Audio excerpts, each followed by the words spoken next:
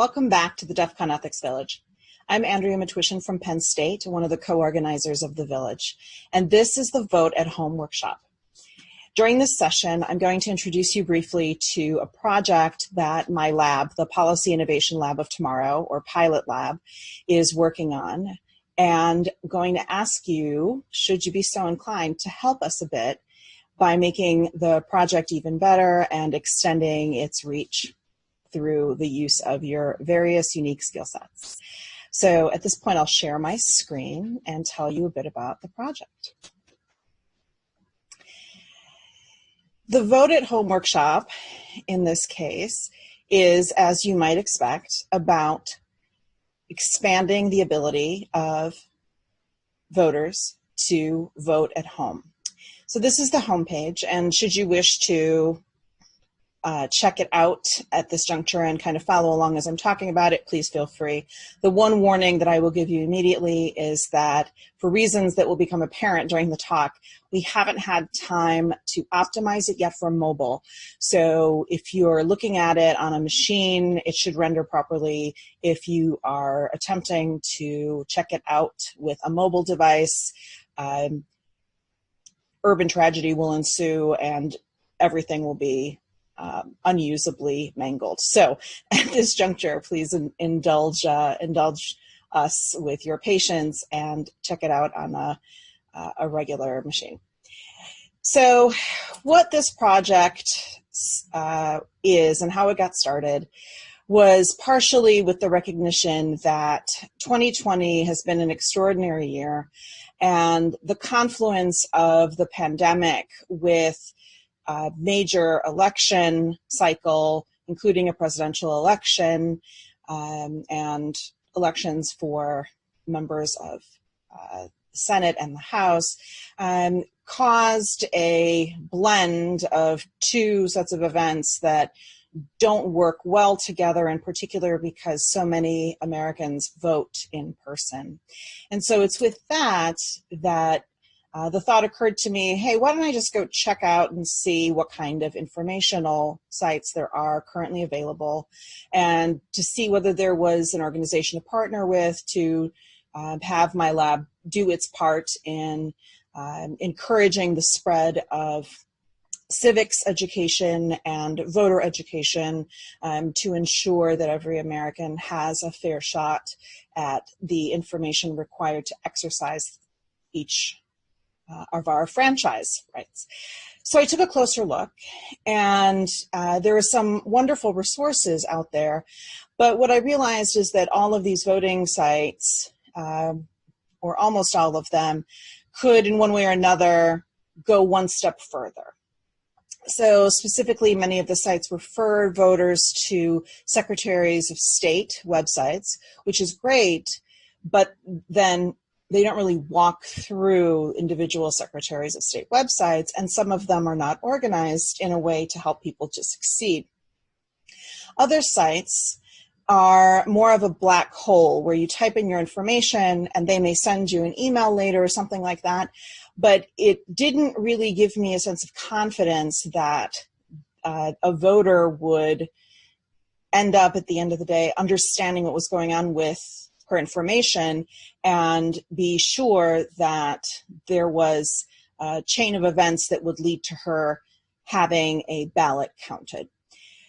So with those concerns layered on top of the fast pace of changing information in various states, and noticing that even some highly reputable organizations had information on their websites that was already out of date and didn't reflect what I knew to be the current state of affairs based on legal wrangling and changes in law. I thought, okay, maybe there's a space here to build something that's a little different, that's focused specifically on helping voters walk through each step, give them the scaffolding to succeed, and also, importantly, to take a focus away from just casting a ballot, but also on ensuring that the voter has the best shot of having her her ballot be counted in the election tallies. So I realized that many of these websites that are helpful and run by organizations providing a great public service, they were nevertheless a bit optimistic. So they tend to assume that a Secretary of State website or a county website would be usable by an average voter, and that the information was finalized in advance on those sites, which unfortunately wasn't always the case. Similarly, many of these organizations appeared to presume that the websites would be arranged in usable ways. And unfortunately, that definitely wasn't the case in some Secretary of State websites, or certainly not county websites. So the implicit assumption is also that a voter has a lot of patience and time to scroll through and click through things to dig up the information that is required to get a handle on the process end to end, from the point of registering to vote all the way through to casting, requesting an absentee or mail-in ballot, casting that ballot, and trying to give yourself the best shot of assurance that the vote was ultimately counted.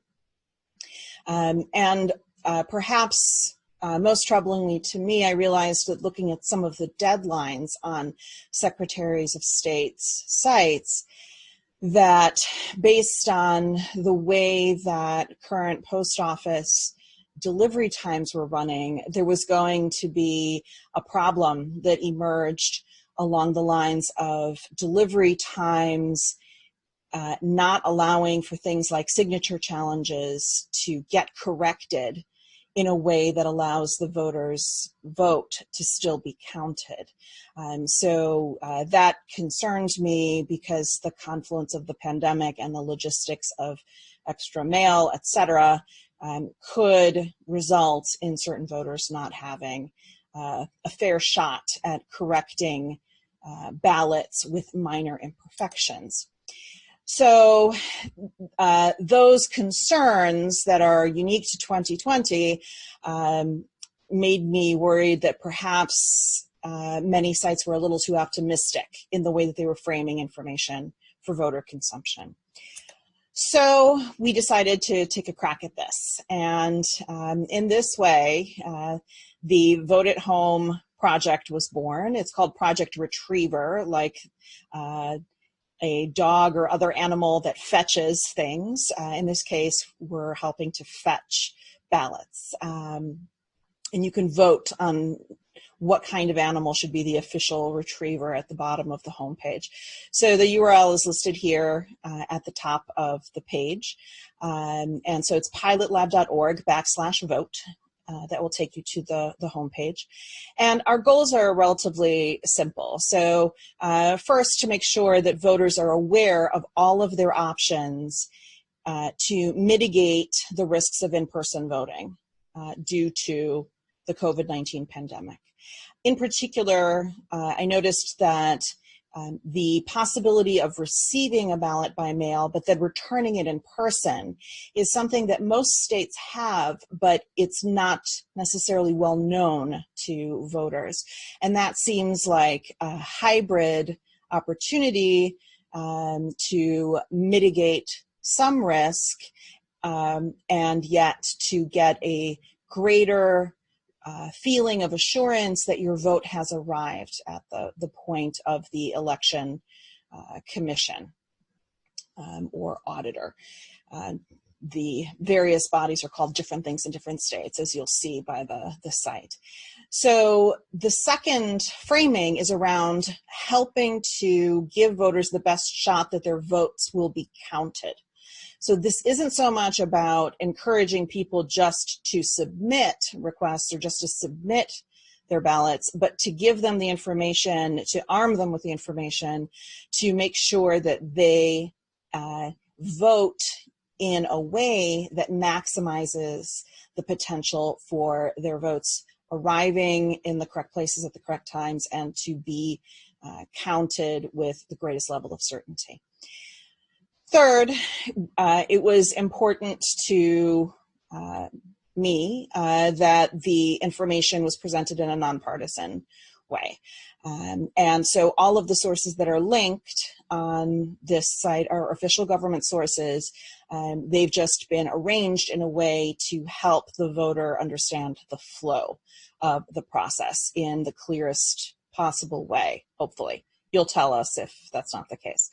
So with that, the next goal is precisely that kind of user interface, a one-stop shop, streamlined approach that's state-specific, that is self-contained in a single image, basically a single flowchart ideally. Though I will point out that there were a couple states that the process is unfortunately complicated enough that two connected flowcharts were required.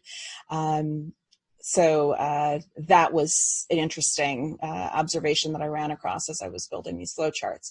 So the goal here is also to have high accuracy, trustworthy, current information. And so this project will be updated on a regular basis with the assistance of a postdoc and a research assistant or two, and the kind people of the internet, I hope.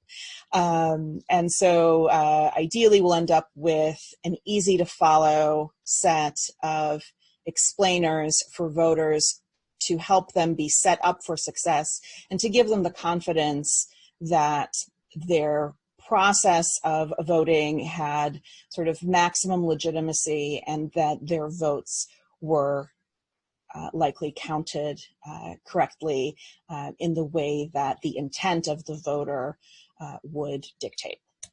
So this all seemed doable, and we started building. So my postdoc, Michael Antonino, who is giving a talk tomorrow morning, or I guess early afternoon, depending on which time zone you're in. Tomorrow, Sunday, in the Ethics Village, Michael Antonino will be talking about blackmail and extortion, so something completely different, but he's been very helpful on this project as well. So Mike did an initial cut on aggregating some of the state-specific information for a set of criteria and a set of criteria that I thought would be good to include in these flowcharts. And then he also started making video content because we figured helping with engagement once these 50 plus flowcharts were made, that was going to be a major challenge. So I started making flowcharts, and I thought this would be a relatively straightforward process, just a bit time consuming. It was not a relatively straightforward process. So this project has been going on for over 2 months, and it's still not finished. In fact, some states haven't finalized their voting processes, and we're less than 90 days to the election. So it's gotten to the point where we are emailing and calling individual county offices in certain states to try to figure out what the voting process is for the citizens of their jurisdictions. And as I mentioned previously, it's definitely not mobile optimized yet. But what was somewhat startling to us is that there are counties that don't even have websites, and that the Secretary of State of one state in particular has merely a direction, when we last checked, to go to the individual counties and ask them. So there have been challenges in getting some of this information, though allegedly that particular Secretary of State is going to have some guidance released soon. With that, here are a few observations of things that I noticed as I was making these flowcharts about the way that some of these election structures have been set up.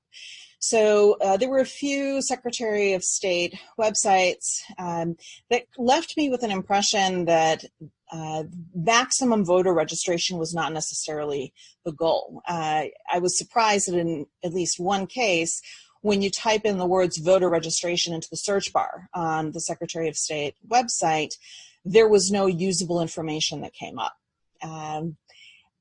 Even in the formal FAQ for voters on that particular state's Secretary of State website, the process of registration was just not discussed. Now, ultimately, as you'll see if you figure out which state I'm talking about here, there is a national postcard format for voter registration. So that particular flowchart links to that national document that is put out by the Election Assistance Commission. But the process was not transparent from the way that the website was set up. They didn't even really describe it, so I can't say the way they described it. Other states have set up signature challenge processes that, in my mind, are signaling that they intend to use signature challenges somewhat aggressively. And so the kinds of secondary issues that flow from that signature challenge posture and set of processes is that in situations where you have postal delays, as I mentioned, you may not be able to have the round trip of a voter mailing in a ballot, having a signature challenge occur, or sending in a request for an absentee ballot and having that request deemed to have a non-conforming signature and then get tossed out, to leave the voter without necessarily enough time to try again and correct whatever imperfections existed. In some states in particular, they've signaled that if your signature doesn't look identical enough to the way that you signed your driver's license or the way that you signed your voter registration card. For example, if one has a middle initial and the other signature doesn't, or if you signed with only an initial and your last name on one, but you signed with your full name on another, those kinds of minor mismatches are enough to disqualify a particular request for an application or a particular ballot. If that signature on the outside of the envelope is non-conforming to the baseline of whatever the document is that they're using. And sometimes the baseline of which document it is and which signature it is not always crystal clear. In some states, they encourage you to update your signature so that you are sure that there will be a match. But this is something that many voters would not necessarily anticipate to be a dynamic that would impact their voting process. There are some states that have relatively late ballot mailing dates in the middle of October. While under normal circumstances, that may not be an unduly short time frame for a round trip of requesting a ballot, getting a ballot, and sending it in, even with perhaps a challenge on the back end of that.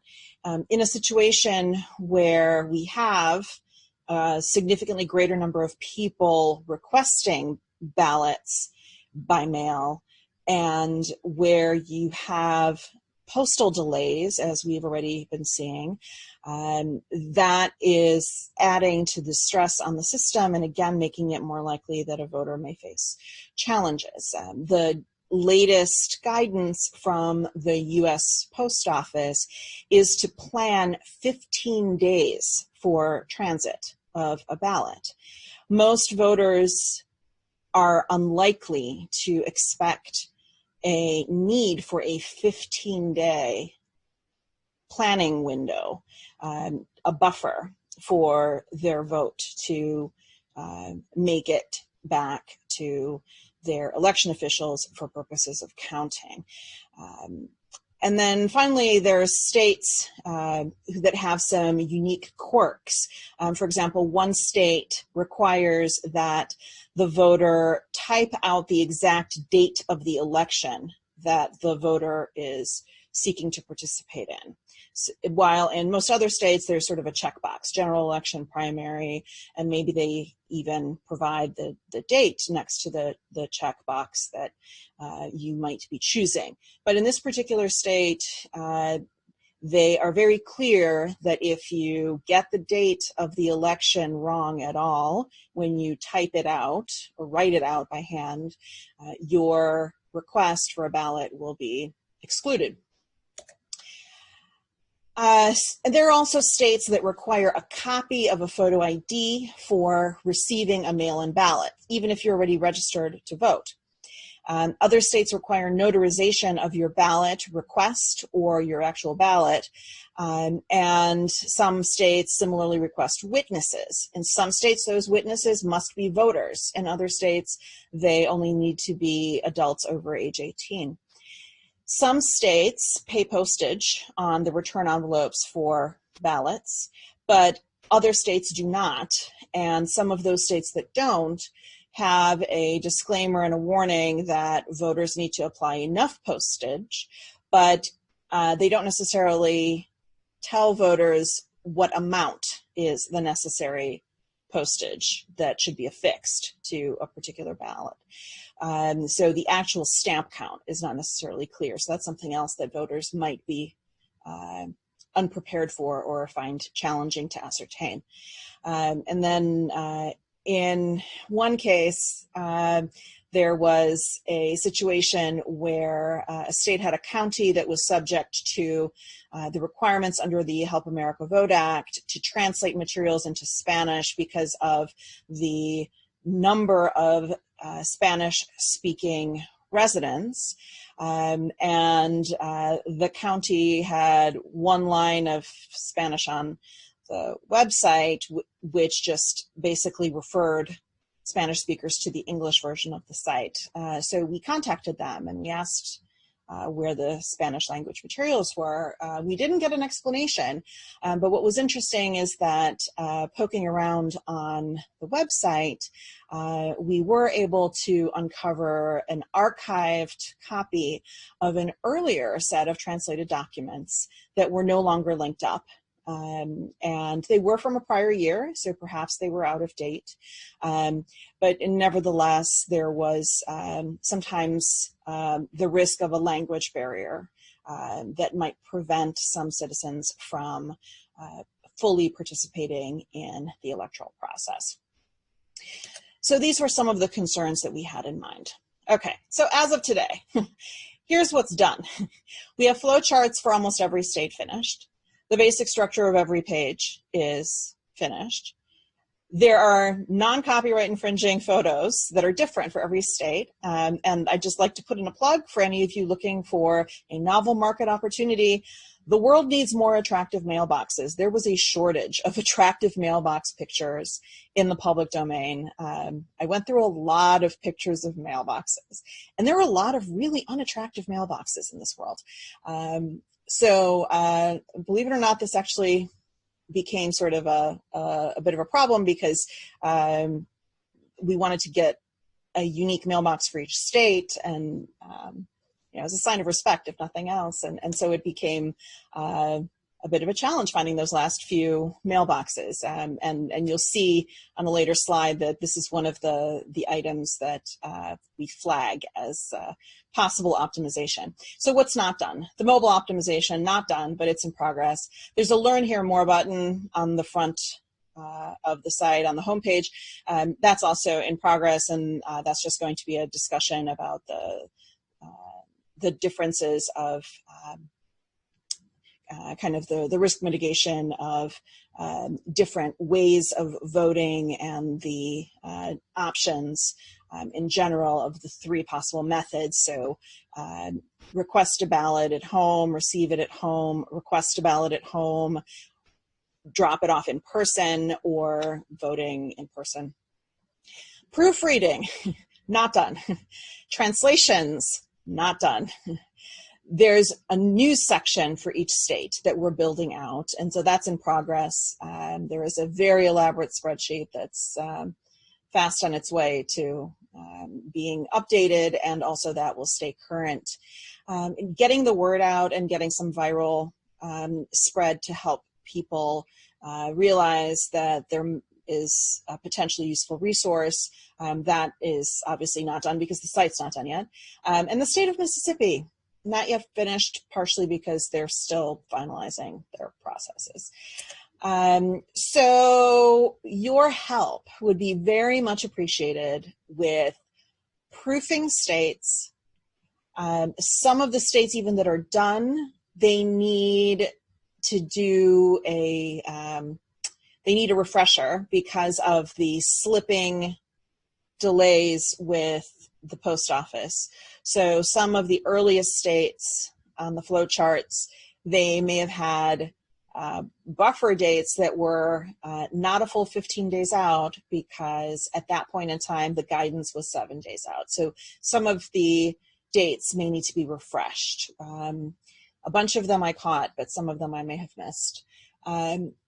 And so the translations would be something that would be a section that, for those of you who are gifted in various languages, help would be much appreciated. And in particular, getting the word out about the existence of this resource to voters who might find it helpful would be very much appreciated. So first, proofing. So if you go to pilotlab.org/vote on a machine, again, because, you know, see lack of mobile optimization, Supra, but that will happen, I promise. You can start proofing by picking a state, any state, and you should see a pop-up come up. The pop-up will either say high volume state or high volume election, depending on whether there is a likelihood that a particular state will have a potentially contentious race with an unusually high volume of ballots by mail comparatively. So when you see the pop-up come up, well, first, does the pop-up come up? Check it out, see if there's a typographical error or anything looking off, and then click through it to the flow chart. So each state has a unique flow chart and unique photos and unique content. So please look for bugs, look at the flow chart, attempt to follow the steps on the flow chart. Are the links correct?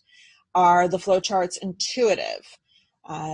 Is the mailbox picture acceptable, or is there a mailbox picture that you take a look at and you think, wow, that's insulting. That's an insulting looking mailbox. Not our intent at all, but there were 2 states where I already got feedback that the particular mailbox that was selected looked a little sad. Understood, swapped out image.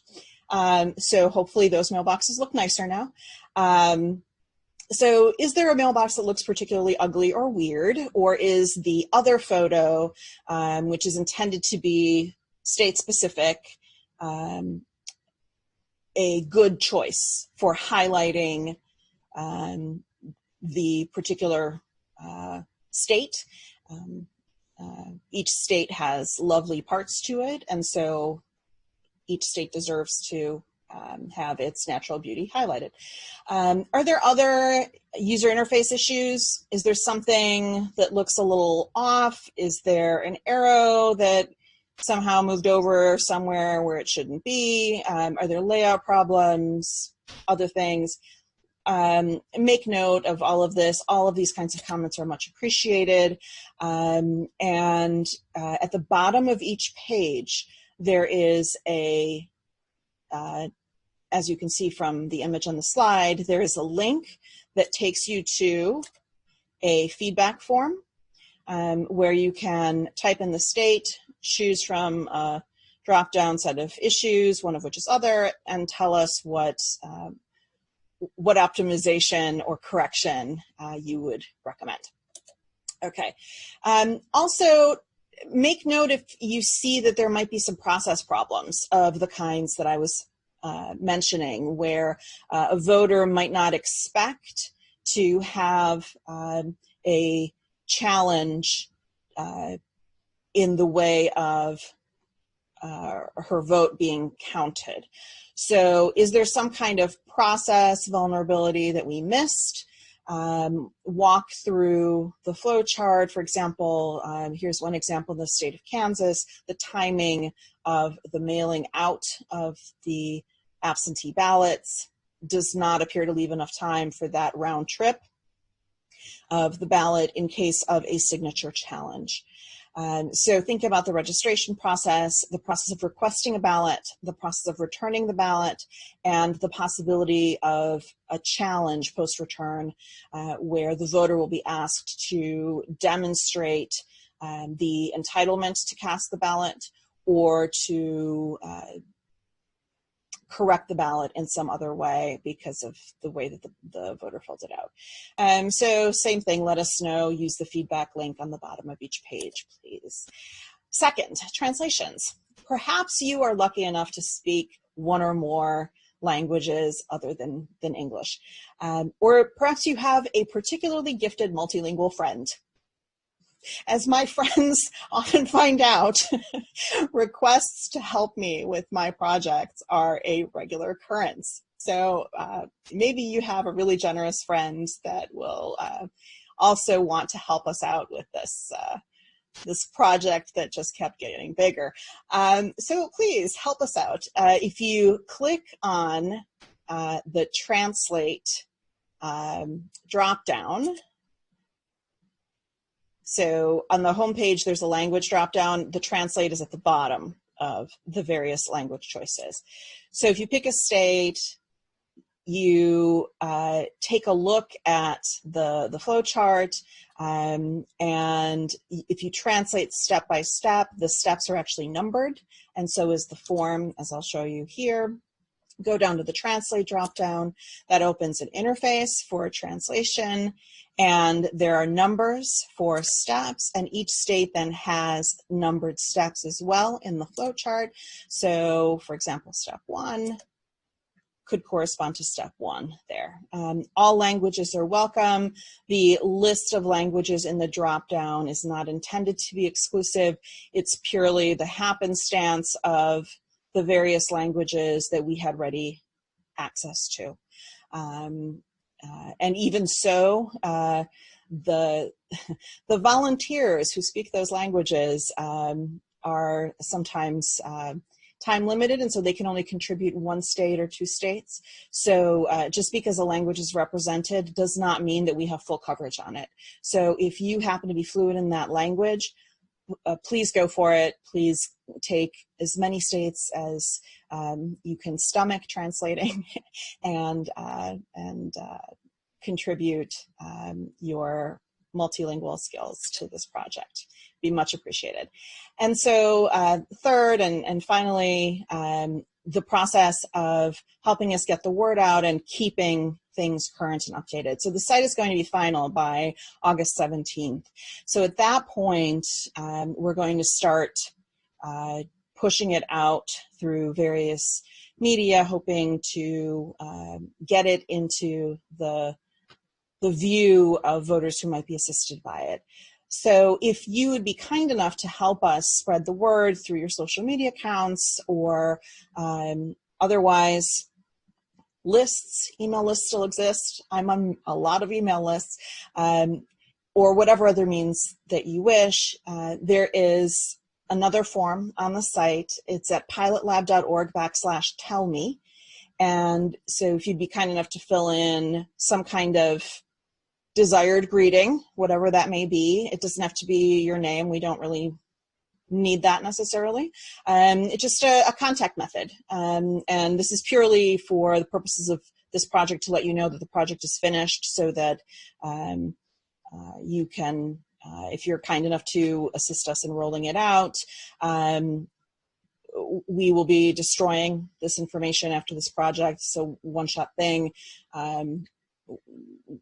Pilot Lab doesn't keep lists. I can tell you that with certainty because I manage the social media accounts and I don't have time to keep lists.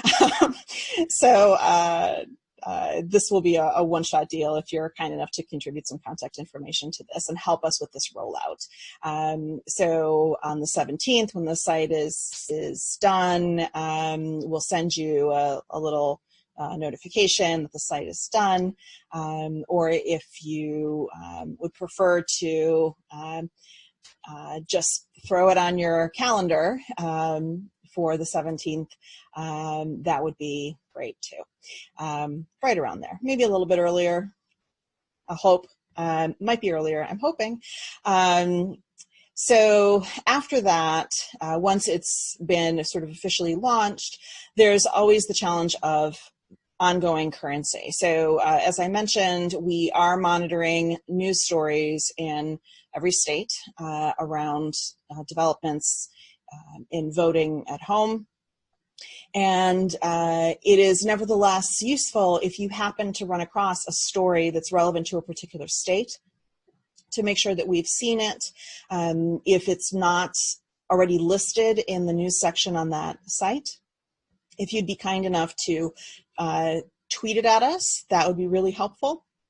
There are 2 Twitter accounts that Pilot Lab runs, one of which is linked off of the homepage at the bottom under contact. But also, this is a Pilot Lab project, the Penn State Cows, which is an ag tech IoT rural broadband project. But if you like cows or sheep or goats or llamas or alpacas, because they're different, they're completely different.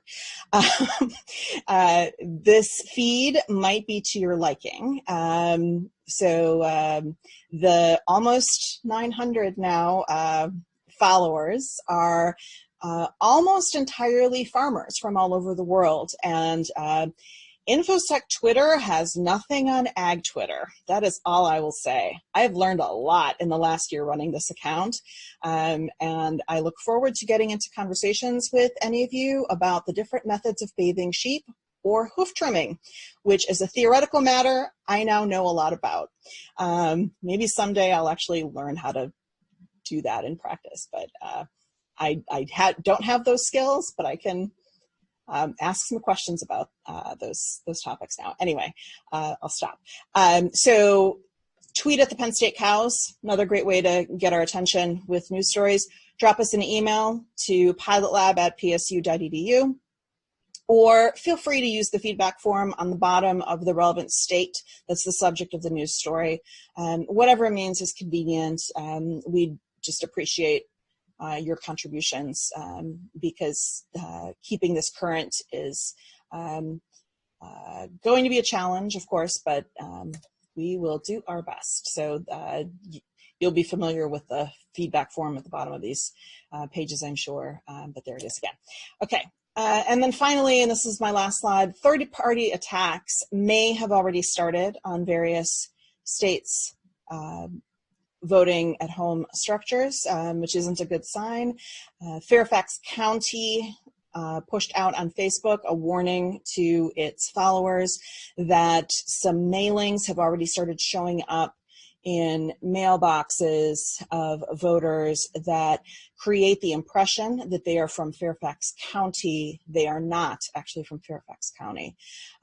So because of this warning, I realized we needed a potential scam alert page. So when some activity that is verified and raises concern of potential voter confusion comes up, it will be added to this potential scam alert page.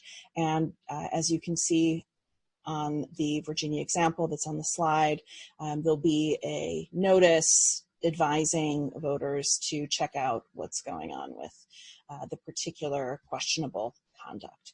So if you run across some mailings, posts, etc., that appear to be trying to confuse voters and are from a source that is misrepresenting itself as an official government source, for example, such as this case that of Fairfax County's impression of the particular mailing at issue, please let us know through either the feedback form on the bottom of the page for the relevant state, or if you go to the URL that's listed here, pilotlab.org/vote scams, you can also submit that information through another interface on that page. Or feel free to tweet it at us, drop us an email. All methods are welcome and much appreciated. So I will leave the slides there. The URL is, again, pilotlab.org/vote. So I'll just put it back to the front here. And I will be around for Q&A after this. If any of you have specific questions about the project or about particular states, I'd be happy to engage with you, and any contributions of your time that you can give in connection with this workshop would be greatly appreciated, because 50 plus is a lot of states. We're a very large country. So thank you for your attention, and thank you in advance for your contributions of time to this project.